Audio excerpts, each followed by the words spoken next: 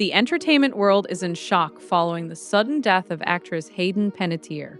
The Heroes and Nashville star was found unresponsive at her home in Greenville, South Carolina, on Sunday, August 16th. She was just 36 years old. According to police, there were not any signs of foul play or suspicious circumstances. However, dispatch audio obtained by People revealed officials discussing an overdose and cardiac arrest. Her on-again, off-again boyfriend, Brian Hickerson, was reportedly in the apartment at the time. She had just completed a successful memoir, This Is Me, A Reckoning, which reached number 4 on the New York Times bestseller list.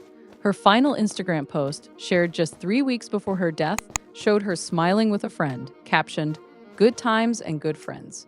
This is the heartbreaking story of a talented actress who survived Hollywood, addiction, and an abusive relationship, only to lose her life far too soon.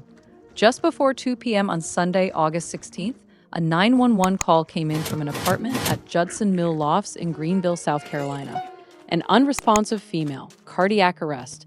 The dispatcher's audio, obtained by People and TMZ, revealed officials discussing an overdose. First responders arrived to find paramedics already working to save a woman's life. She was unresponsive, no visible physical trauma, no obvious signs of injury. Advanced cardiac life support was administered. Narcan, used to reverse opioid overdoses, was given at the scene.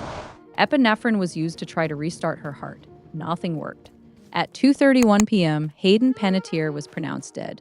When police arrived, Hayden wasn't alone. 2 men were in the apartment.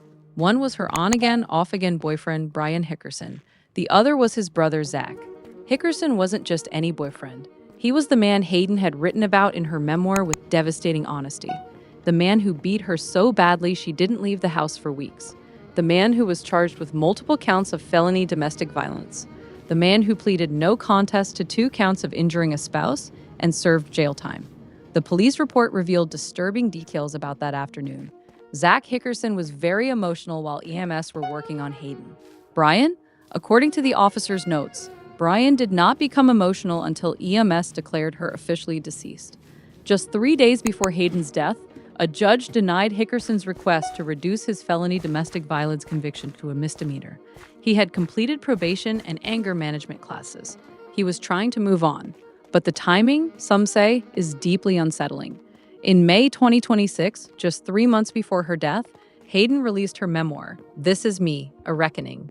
It became an instant New York Times and USA Today bestseller. Critics praised her raw honesty. Fans celebrated her courage. The book was brutally honest. Hayden opened up about postpartum depression after the birth of her daughter Kaya in 2014. She wrote about her struggles with alcohol addiction and the cycle of rehab and relapse. She detailed the abuse she suffered at the hands of Hickerson. She talked about body dysmorphia caused by invasive tabloid coverage. She also wrote about her estranged mother, Leslie Vogel, whom she described as a perfectionist and accused of supergluing a fallen tooth back into her mouth so she wouldn't lose a job. But there was hope in those pages too. Hayden talked about reclaiming her story, about finding peace, about wanting to inspire others who had gone through similar struggles. "I think there's been this very common misconception that I just gave up my child," she said of her decision to let her daughter live with her ex-fiancé, Ukrainian boxer Vladimir Klitschko. She explained it was about protecting her daughter from her own demons. In the months before her death, Hayden was on a media tour promoting the book. She was speaking out, helping others, finally owning her story. She had just started a new chapter, but instead, it became her final act. Just weeks before she died, Hayden sent a text to her friend, Nashville musician Clayton Johnson. It was heartbreakingly prophetic.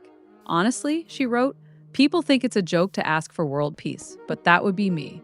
Johnson shared the message in a tribute after her death. "That was you in a nutshell," he wrote. He remembered their last phone call, a few weeks earlier, and he posted a video of them singing together, a moment frozen in time. "Sweet Hayden, I spent last night trying to process, to try to find the right words, but there really aren't any. More than anything, I hope you're at peace now and reunited with Jansen." Jansen, her younger brother who died in 2023. The loss clearly devastated her. She had spoken about sitting with his spirit in every room of her father's house. Now, her mother believes they are together. Leslie Vogel, Hayden's estranged mother, spoke out after her daughter's death. Her words were haunting. "I think Hayden sadly lost her way, and I wish it were different," she told.